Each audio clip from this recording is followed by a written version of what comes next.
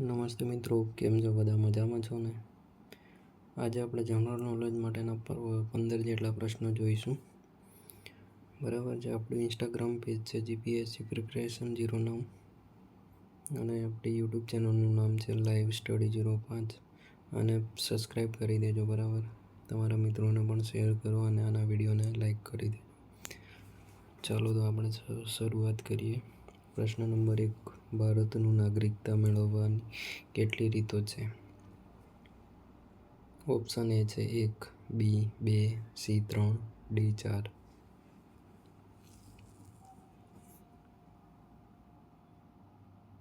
અહીંયા સાચો જવાબ આવશે તમારો મિત્રો ઓપ્શન બી 2. અહીંયા 2 રીતે આપણે નાગરિકતા મેળવી શકીએ છીએ. પ્રશ્ન નંબર 2, પરદેશી વ્યક્તિને ભારતનું નાગરિકત્વ મેળવવા માટે કેટલા વર્ષ કરતાં વધુ સમયમાં ભારતમાં વસવાટ કર્યો હોવો જોઈએ? એટલે કે કેટલા વર્ષ સુધી ભારતમાં વસવાટ કર્યો હોય તો તેને નાગરિકતા મળી શકે ભારતની. Option A 4, 5, B, C 6, D 7.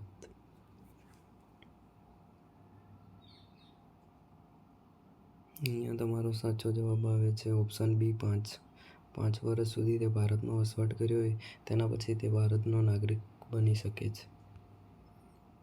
પ્રશ્ન નંબર 3, ભારતીય નાગરિક કેવા પ્રકારનો ગુનો કરે તો તે ભારતનું નાગરિકત્વ ગુમાવે છે? એ દેશદ્રોહનો, બી ચોરીનો, સી ખૂનનો, ડી છેતરપિંડીનો.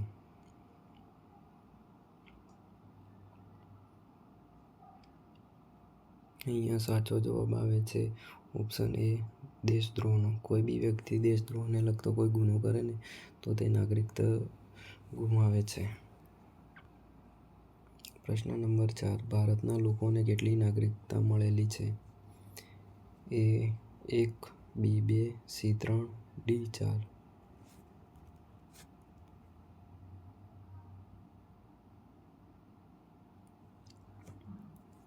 અહીંયા તમારો સાચો જવાબ આવે છે ઓપ્શન એ 1.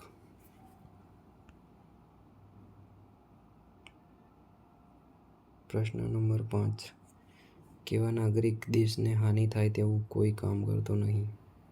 ઓપ્શન એ ખરાબ, બી આતંકવાદી, સી આદર્શ, ડી ત્રણેય.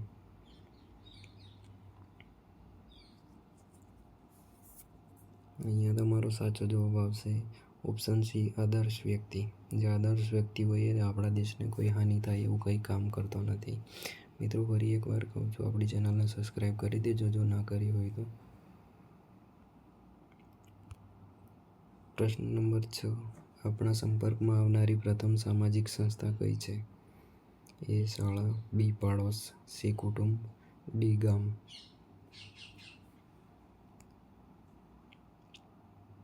અહીંયા તમારો સાચો જવાબ આવશે સી કુટુંબ. આપણા સંપર્કમાં આવનારી પ્રથમ સામાજિક સંસ્થા એટલે સામાજિક સંસ્થા આપણું કુટુંબ જ હોય છે મિત્રો. પ્રશ્ન નંબર 7, કુટુંબમાંથી આપણને શું મળે છે? ઓપ્શન એ સંસ્કાર, બી ઓળખપત્ર, સી અધિકારો, ડી નાગરિકતા.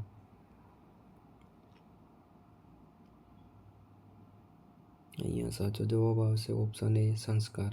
આપણને હંમેશા કુટુંબમાંથી સંસ્કાર મળતા રહે છે. પ્રશ્ન નંબર 8, ભારતમાં પરદેશીઓને કયો હક મળતો નહીં? એટલે કે વિદેશીઓને કયો હક મળતો નથી? ઓપ્શન એ ઉચ્ચ અભ્યાસ કરવાનો, બી પ્રવાસ કરવાનો, સી ચૂંટણીમાં ઊભા રહેવાનો, ડી કારખાનામાં કામ કરવાનું.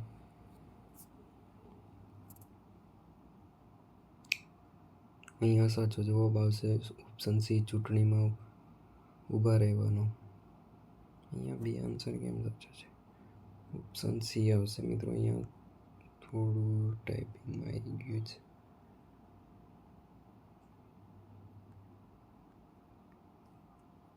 અહીંયા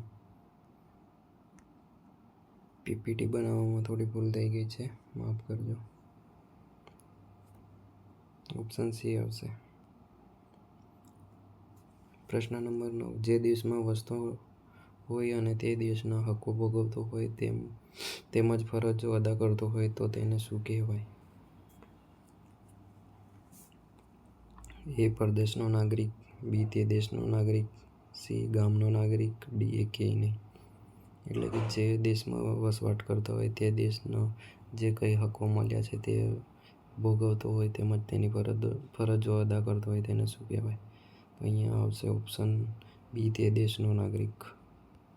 પ્રશ્ન નંબર 10. સમાજનું નાનામાં નાનું એકમ કયું છે?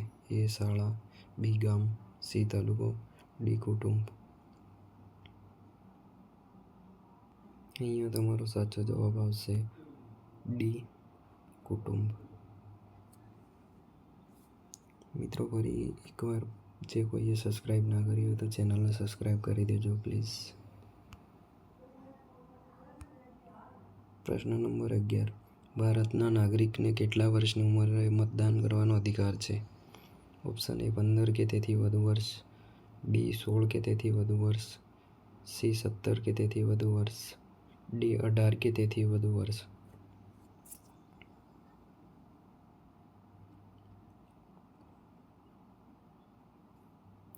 અહીંયા તમારો સાચો જવાબ આવશે ઓપ્શન ડી 18 કે તેથી વધુ વર્ષ. પ્રશ્ન નંબર 12. નાગરિકત્વની બાબતમાં આધારભૂત દસ્તાવેજો કયો ગણાય છે? એટલે કે તમારે નાગરિકત્વમાં આધારભૂત દસ્તાવેજ કયો ગણાય છે? ઓપ્શન એ ચૂંટણી ઓળખપત્ર, બી શાળાનું ઓળખપત્ર, સી કોલેજ ઓળખપત્ર, ડી એકેય નહીં.